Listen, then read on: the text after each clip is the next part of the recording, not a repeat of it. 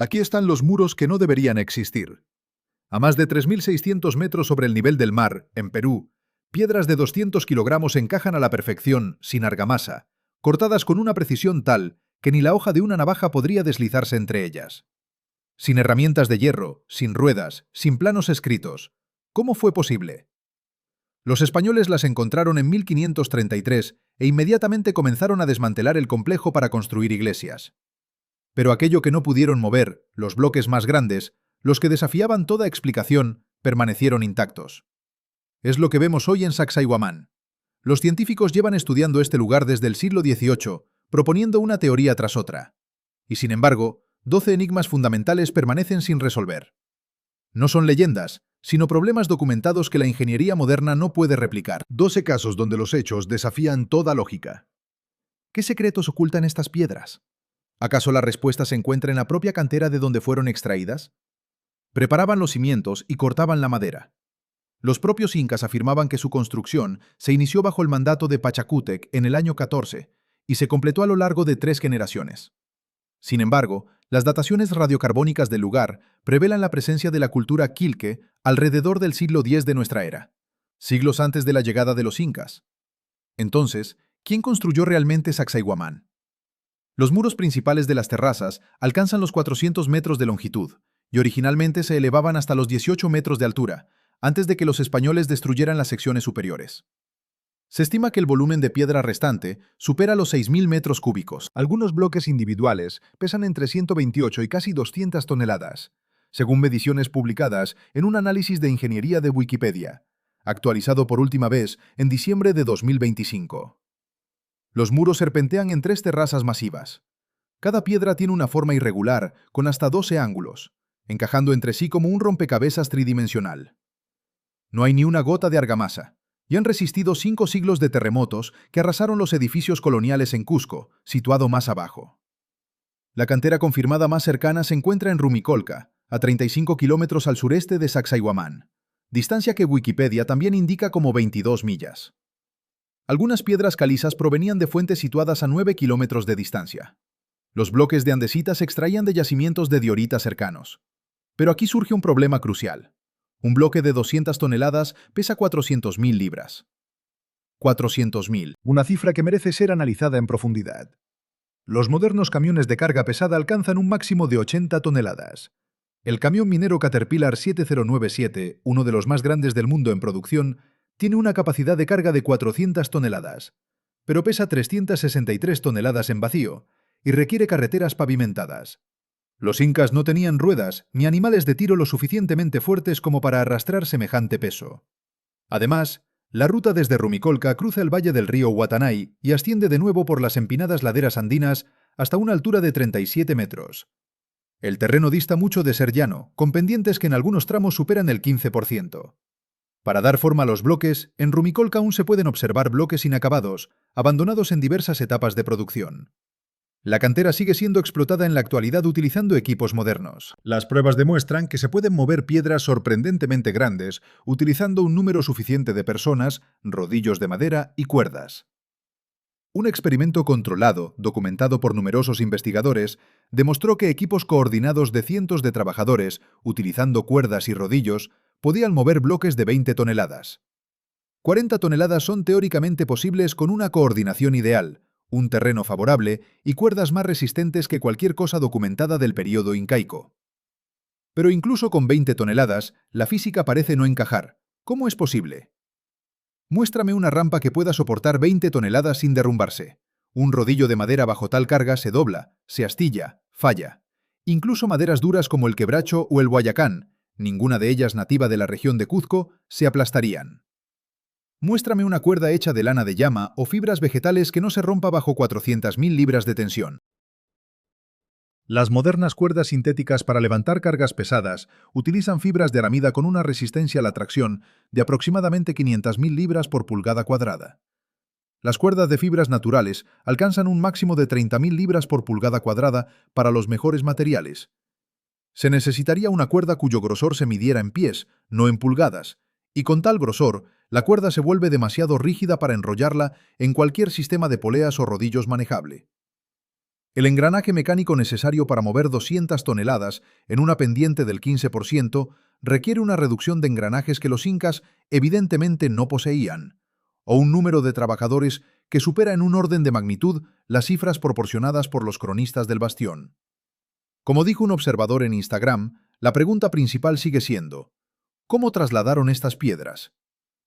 Las excavaciones han encontrado pruebas de las etapas de construcción, pero faltan pruebas del mecanismo de transporte en sí. No hay rodillos conservados, ni fragmentos de cuerdas, ni cimientos de rampas capaces de soportar las cargas requeridas. 60 años de experimentos controlados llevados a cabo por ingenieros y arqueólogos no han logrado replicar el movimiento de un bloque de este tamaño en este terreno, utilizando materiales de la época incaica. Jean-Pierre Protzen, cuyo trabajo sigue siendo el estándar de oro en la investigación sobre la extracción de piedra por parte de los incas, se centró principalmente en las técnicas de corte y modelado. Nunca afirmó haber resuelto el problema del transporte a tal escala. El transporte sigue sin resolverse. No es teóricamente difícil, sino simplemente irresoluble. O quizás la respuesta se encuentre en una tecnología olvidada, un conocimiento ancestral perdido en las brumas del tiempo. Acércate hoy a estos muros y contempla piedras con superficies tan pulidas que reflejan la luz. Las juntas entre los bloques son más finas que el papel. De hecho, múltiples fuentes aseguran que ni siquiera la hoja de una navaja podría insertarse. Pero lo más sorprendente es que algunas de estas superficies de contacto son tridimensionales, con curvaturas y ángulos que se entrelazan en múltiples planos simultáneamente. ¿Cómo es posible unir superficies no planas, con ángulos complejos y curvas que encajan a la perfección? Para lograr tal precisión, se necesita conocer la forma exacta de la piedra adyacente antes de siquiera comenzar a tallarla. Pero aquí radica la paradoja. La piedra vecina ya está colocada en el muro, inamovible, bloqueada por las demás. Es como si se tallara la piedra número 47 para que encaje a la perfección con las 45 y 46, que están fijas y no pueden moverse para realizar pruebas sin desmantelar medio muro. ¿Cómo resolvieron este desafío aparentemente insuperable? Para bloques más pequeños, el desbaste inicial podría lograrse mediante golpes, seguido de un pulido para un ajuste preciso. Se ha demostrado que este proceso funciona en bloques de hasta 1 tonelada, y la calidad del encaje es comparable a la que se observa en los muros incas, construidos con piedras más pequeñas. Sin embargo, la matemática cambia drásticamente con la escala. Un bloque de 200 kilogramos no puede levantarse repetidamente para realizar pruebas. Cada elevación requiere una infraestructura considerable. Imaginemos el proceso. Se da forma aproximada a la piedra en la cantera, luego se transporta al lugar, lo cual ya es una hazaña en sí mismo.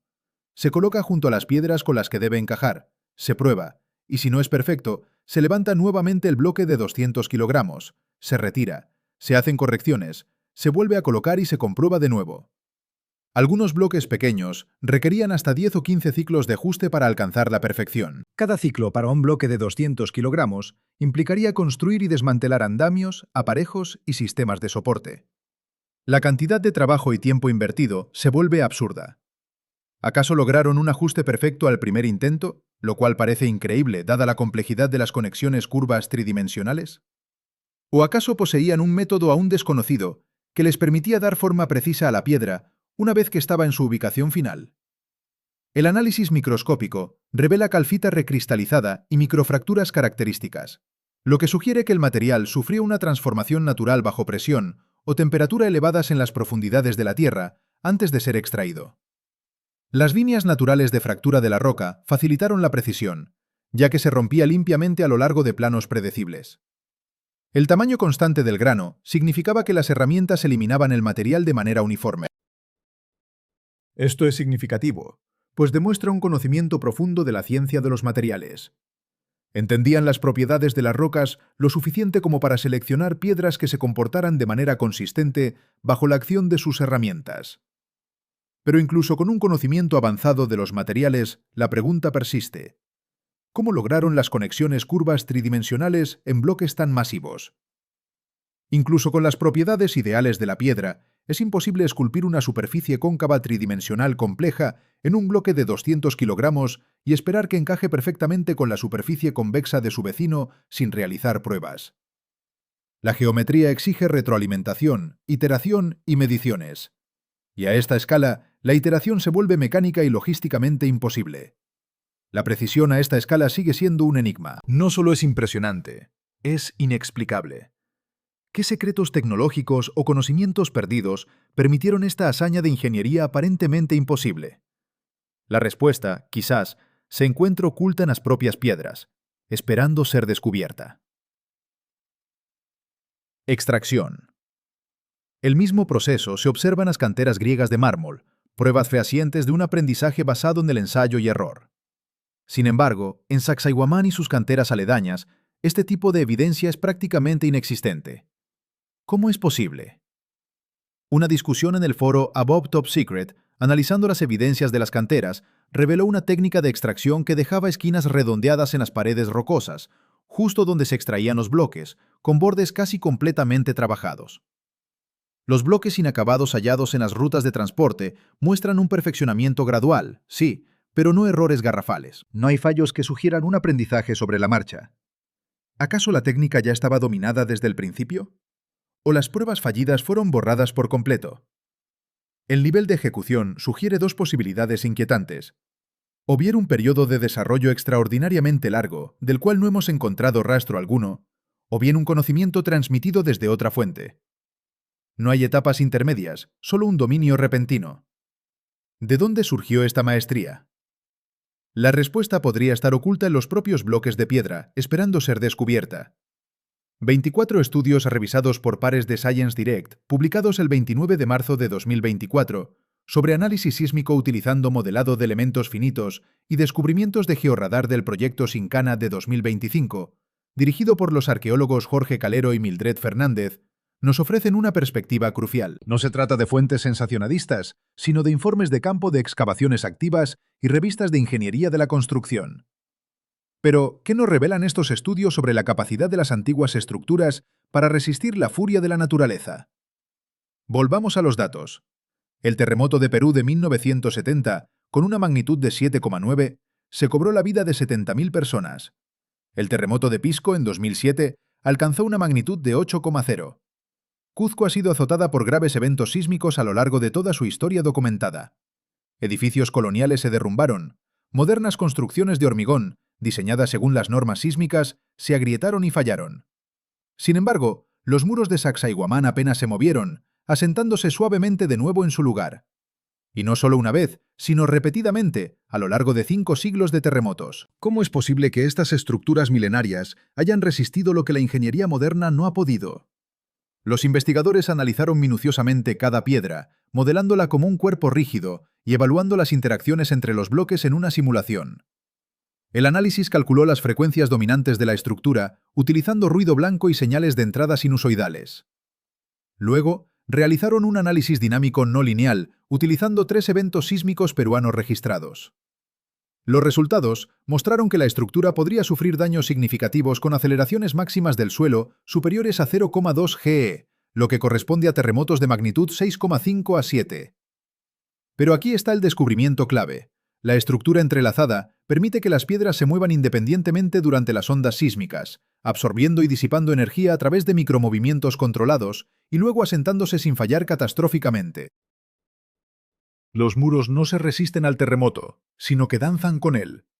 Cuando las ondas sísmicas provocan movimientos laterales del suelo, la inclinación hacia el interior significa que el centro de gravedad del muro permanece dentro de su base, incluso cuando la estructura se balancea. El ángulo contrarresta los momentos de vuelco.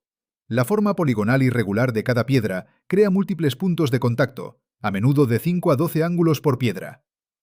Esto distribuye las tensiones en diferentes planos en lugar de concentrar la fuerza en unos pocos puntos.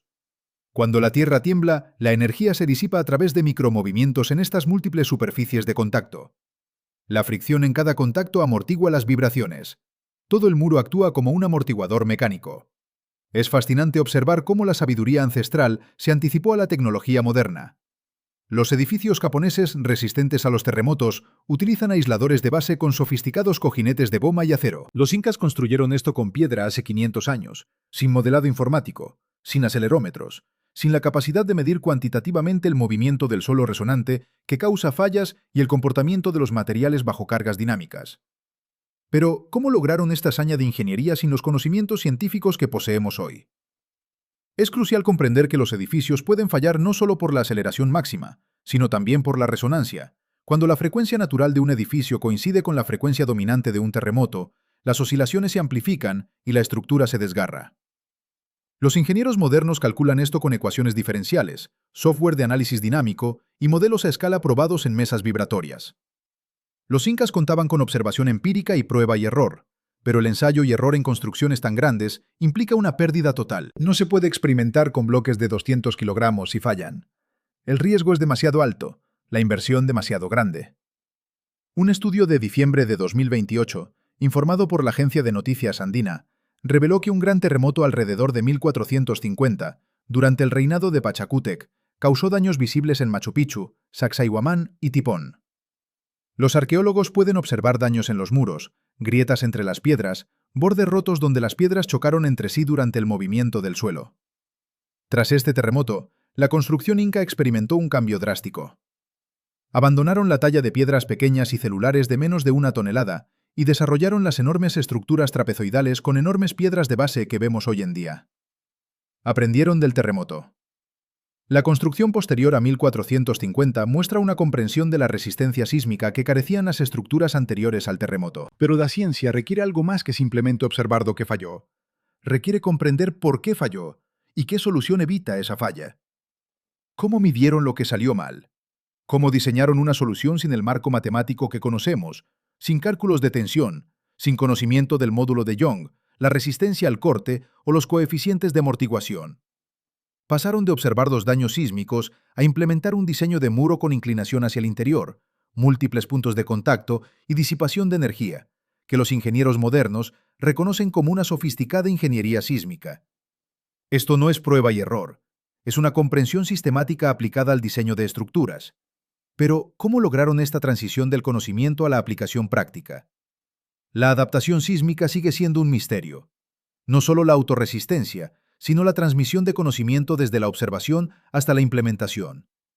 ¿Qué secretos aún se esconden tras estas imponentes estructuras? En marzo del año 20, Ancient Pages publicó un informe sobre una investigación que exploraba la teoría de una avanzada tecnología ancestral. La hipótesis central es que un método desconocido, una tecnología perdida, o tal vez la concentración de energía solar o un proceso químico, logró fundir la superficie de la piedra. El objetivo, obtener esa apariencia vítrea que observamos hoy en algunos bloques. David Hatcher Childress ya había escrito sobre esto en su libro Tecnología ancestral en Perú y Bolivia, señalando que varios lugares en la región de Cusco, incluyendo Sacsayhuamán y Quenco, exhibían características que parecían, precisamente, vítreas. Pero existe un problema. La geología convencional ofrece una explicación alternativa. Un artículo de Splash Travels de diciembre de 2025 sobre un análisis geológico describe cómo las imágenes petrográficas revelaron que la piedra caliza experimentó una recristalización natural bajo presión. Esta alteración en la estructura cristalina le confiere propiedades inusuales: cortes limpios, bordes afilados y una textura naturalmente lisa tras el pulido. ¿Podría ser entonces que esa apariencia vítrea sea producto de procesos geológicos y no tecnológicos? Aquí es donde la cuestión se complica. Algunas piedras muestran características que no encajan con una transformación natural. Ciertas superficies parecen haber sido fundidas o moldeadas, no simplemente esculpidas. Blockwork Mysteries, al investigar los muros ciclópeos, señala que algunos rasgos parecen haber sido vertidos o presionados para darles forma. El debate sigue abierto. Carecemos de un análisis químico exhaustivo de suficientes muestras. La cuestión de la vitrificación permanece sin resolver. ¿Estamos ante la evidencia de una tecnología perdida o simplemente ante los caprichos de la naturaleza? ¿Y qué secretos podrían revelar los análisis químicos que aún no se han realizado? La respuesta quizás se encuentre oculta en la propia composición de estas piedras milenarias. Número 6. Las leyendas sobre el ablandamiento de la piedra. ¿Podría ser que civilizaciones antiguas poseyeran un conocimiento químico hoy perdido, capaz de transformar la roca sólida en una masa maleable? Percy Fawcett, el explorador que desapareció en la Amazonía en 1925, dejó escrito cómo presenció a un guía indígena verter un líquido extraído de una planta sobre una roca. 10 minutos después, la superficie de la piedra, según su relato, era tan blanda como cemento fresco. Fawcett describió la planta como poseedora de hojas rojizas oscuras, de unos 30 centímetros de altura y que crecía posiblemente cerca del río Piren, en la región de Chancho, en Perú. Otro testimonio habla de un naturalista que observó a un pájaro frotando una rama contra una pared de roca. La savia, supuestamente, disolvió la piedra, creando una cavidad para el nido. En 1983, un sacerdote católico de nombre Orelira afirmó haber recreado la técnica de ablandamiento de la piedra, utilizando extractos de plantas, aunque no pudo revertir el proceso para endurecerla nuevamente.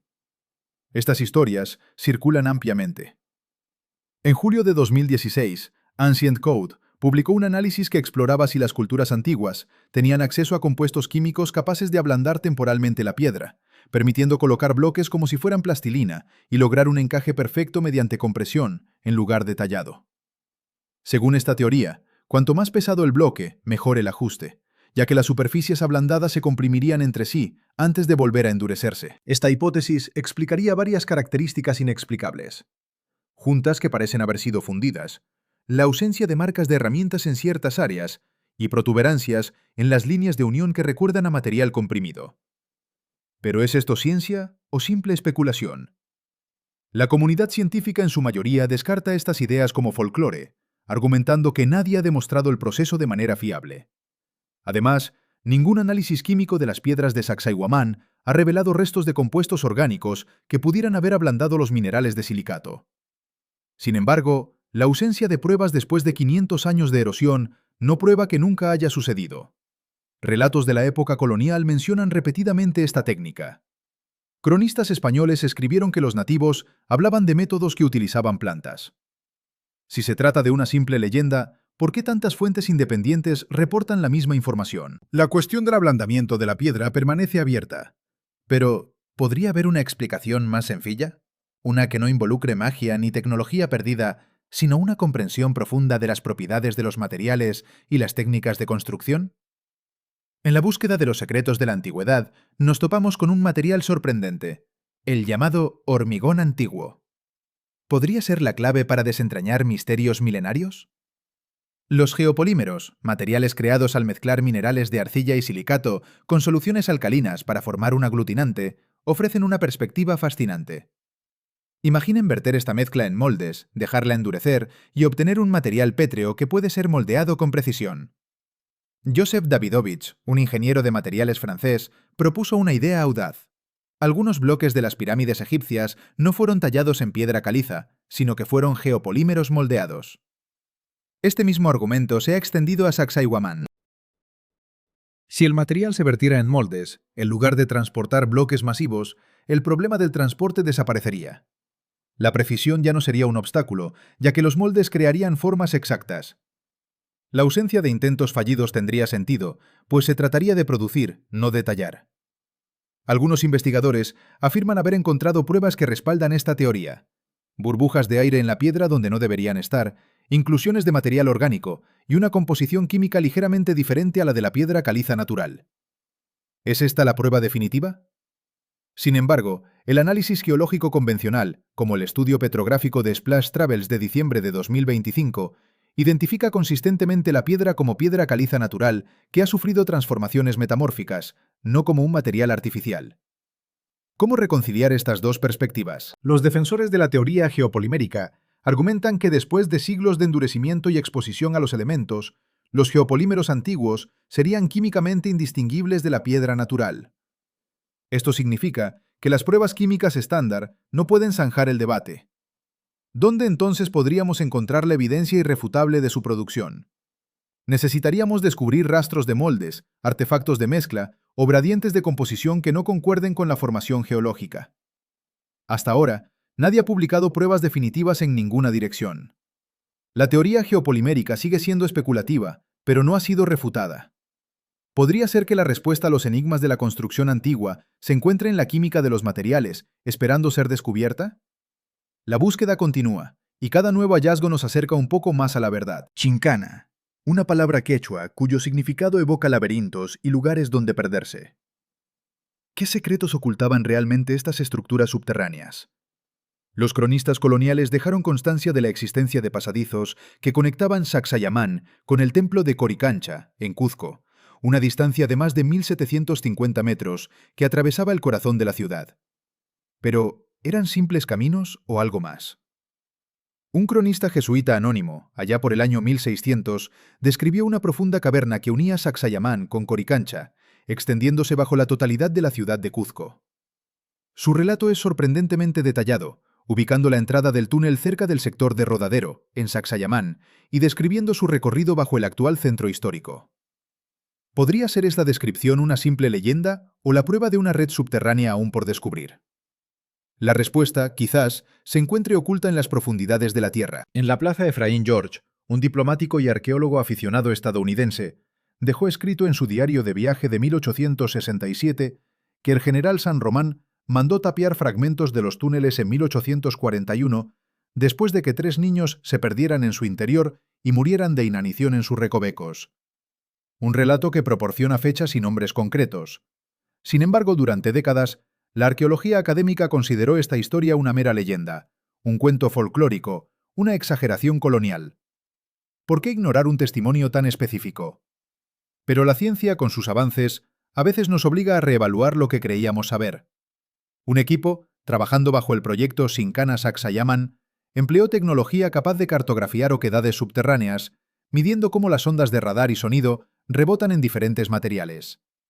Y lo que encontraron fue sorprendente. La revista Smithsonian informó el 21 de enero de 2025 que el equipo había logrado cartografiar un túnel principal a una profundidad que oscilaba entre 1,4 y 25,5 metros por debajo del nivel actual del suelo.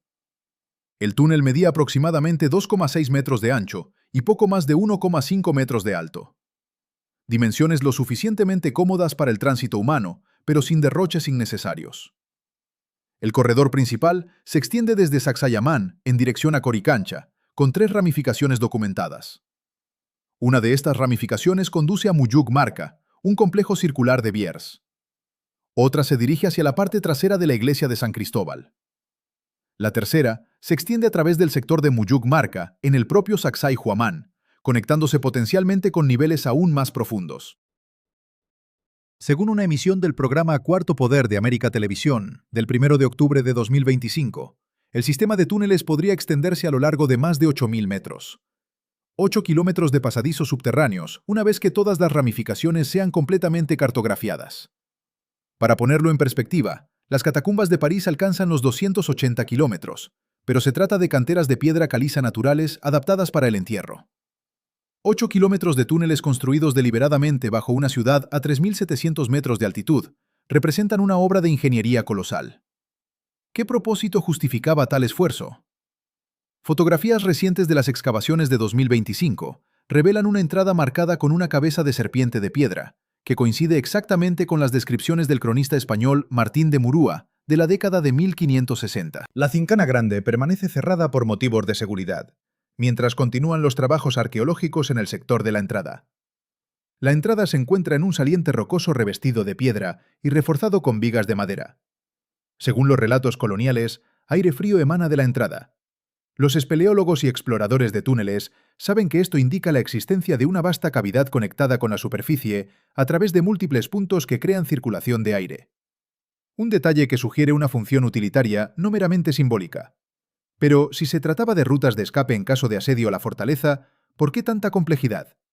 ¿Por qué 3 ramificaciones principales? ¿Por qué 8 kilómetros? Un simple túnel de evacuación necesitaría una sola ruta, tal vez 200 metros fuera del perímetro del asedio. Si eran vías de comunicación para facilitar el movimiento entre lugares durante ceremonias, ¿por qué discurrir tan profundo bajo tierra? Los caminos en la superficie habrían sido más sencillos. La función de los túneles permanece sin esclarecer hasta que se complete su exploración. Los relatos españoles del asedio de Cusco en 1536 nunca mencionan que los defensores utilizaran los túneles para mover tropas o suministros, lo que sugiere que los españoles no los conocían, o que los túneles servían a propósitos que los españoles no pudieron discernir o comprender. ¿Qué secretos ocultaban estas galerías?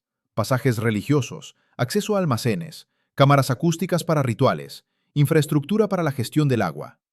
Todas son posibilidades, pero ninguna ha sido probada.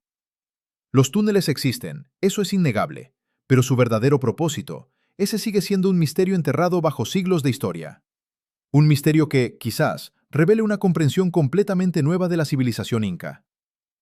Sin embargo, el análisis de la orientación de este lugar sagrado plantea interrogantes inquietantes. Excavaciones arqueológicas publicadas en Arqueonews, el 14 de marzo de 2025, junto con investigaciones documentadas en Anion Rigs en agosto de 2024, revelan que las principales construcciones de Sacsayhuamán están alineadas con los puntos de salida y puesta del sol durante los solsticios. ¿Cómo es posible tal precisión? Los sinuosos muros, por ejemplo, son perpendiculares a la puesta de sol durante el solsticio de junio, mientras que los cimientos del mojón de marzo se alinean con la salida del sol durante el solsticio de diciembre. Un artículo de Mixtecra, fechado el 3 de marzo de 2024 y dedicado al análisis de los sistemas calendáricos incas, señala que Sacsayhuamán, al igual que otros importantes enclaves incas, exhibe alineaciones deliberadas con eventos astronómicos cruciales para su calendario agrícola. Pero, ¿qué motivaba esta obsesión por la alineación cósmica? Los incas, con sus sacerdotes astrónomos a la vanguardia, empleaban mediciones de sombras, alineaciones del horizonte y observaciones sistemáticas a lo largo de generaciones para rastrear los ciclos solares, lunares y estelares con una precisión que rivalizaba con la astronomía europea anterior al telescopio. Lograr tal exactitud sin instrumentos ópticos sigue siendo un misterio. ¿Acaso poseían un conocimiento secreto, una técnica olvidada que les permitía desafiar las limitaciones de sus herramientas? La principal orientación de algunos elementos se alinea con el norte verdadero con una desviación de apenas 3 grados de arco. La piedra intihuatana en Machu Picchu, medida con GPS moderno, demuestra esta asombrosa precisión. 3 grados es la exactitud que cabría esperar de geodestas expertos equipados con teodolitos. Pero los incas, recordemos, utilizaban herramientas de bronce, plomadas y la observación a simple vista. ¿Cómo lograron tal exactitud con medios tan rudimentarios? La forma en que corregían la refracción atmosférica, la precesión anual y la variación magnética sin tablas matemáticas es un enigma. La precisión astronómica que alcanzaron supera con creces lo que debería ser posible con las herramientas que conocemos que utilizaban. ¿Es posible que la historia oficial nos oculte una verdad más compleja sobre las capacidades de esta civilización? O quizás la respuesta se encuentre en una comprensión diferente del tiempo y el espacio, una que aún no hemos logrado descifrar. Número 10. La paradoja de la organización del trabajo. La crónica de Pedro Cieza de León, escrita en 1553, revela que 20.000 trabajadores participaron en la construcción de Sacsayhuamán.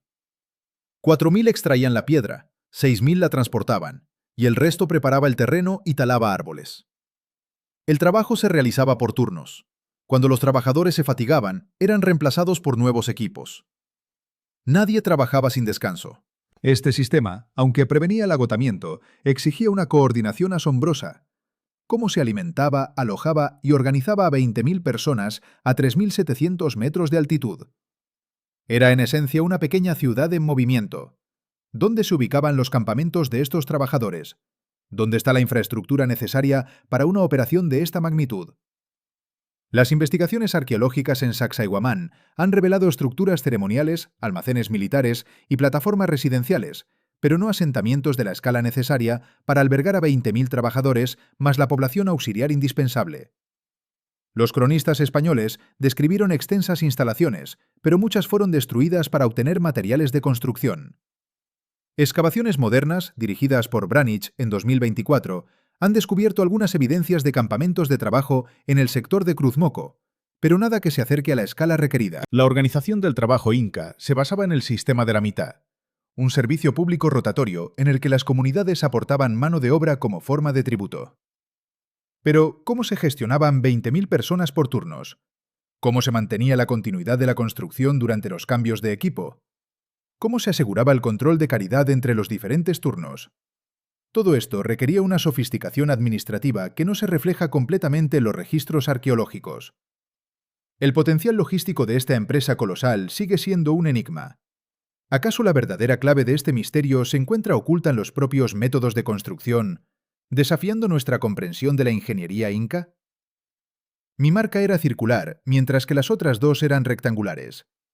Las tres estaban conectadas por túneles subterráneos. Durante la batalla de 1536, cuando Manco Inca asediaba Cuzco, que estaba controlada por los españoles, el guerrero inca Caide se arrojó desde Muyuc Marca para evitar la rendición. Tras el asedio, Los españoles demolieron las 3 torres, utilizando la piedra para construir en Cuzco.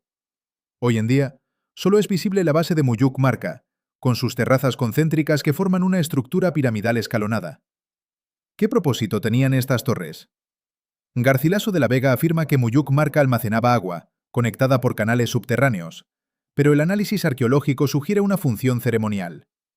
La forma circular es una rareza en la arquitectura inca, donde la mayoría de las construcciones son rectangulares. Los edificios circulares, generalmente, señalan lugares sagrados. Un artículo de Peruvian Sunrise señala que algunos investigadores creen que Muyuc Marca era un templo del sol, con su forma reflejando observaciones astronómicas. La orientación de la base parece confirmarlo, pues está alineada con los eventos del solsticio. Pero, si era un templo, ¿por qué Garcilaso la describe como un depósito de agua? ¿Podrían ambas versiones ser ciertas? ¿Acaso cumplía una doble función? El propósito exacto de las torres y la razón por la que requerían conexiones a través de túneles nunca se ha determinado con certeza. Los españoles destruyeron las pruebas, dejando tras de sí solo los cimientos y relatos coloniales contradictorios. ¿Es posible que la verdad sobre Muyuc Marca se haya perdido para siempre, enterrada bajo capas de historia y conquista? ¿O podrían los secretos de estas enigmáticas estructuras aún aguardar a ser descubiertos, desafiando nuestra comprensión del Imperio Inca? Las investigaciones arqueológicas de fragmentos de cerámica lo confirman. Algunos pertenecían a una cultura regional que precedió al Imperio Inca. Cuando los incas se expandieron en la década de los 40 del siglo X, ocuparon y modificaron el asentamiento de Quilque. Pero, ¿fueron realmente los Quilque quienes construyeron los muros megalíticos? ¿O acaso levantaron estructuras más pequeñas que los incas simplemente ampliaron después? Brian Foerster, en su libro Tecnología ancestral perdida de Perú y Bolivia, sugiere que si las excavaciones profundizaran más allá de los niveles actuales, podrían encontrarse pruebas de culturas aún más antiguas. Y es que algunos de los bloques más grandes no muestran rastros de las técnicas de acabado incas. No hay señales de forja, ni evidencia del uso de herramientas de bronce, materiales que los incas dominaban. El estilo de mampostería también varía dentro del sitio.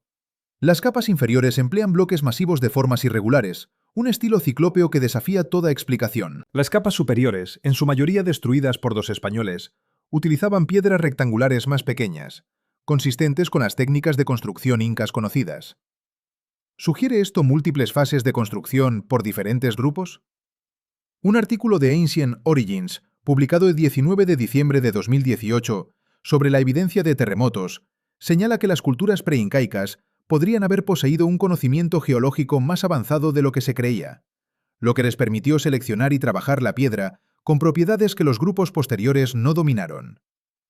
Si una cultura anterior, o incluso una desconocida, construyó las capas megalíticas inferiores, ¿de dónde sacaron esas técnicas?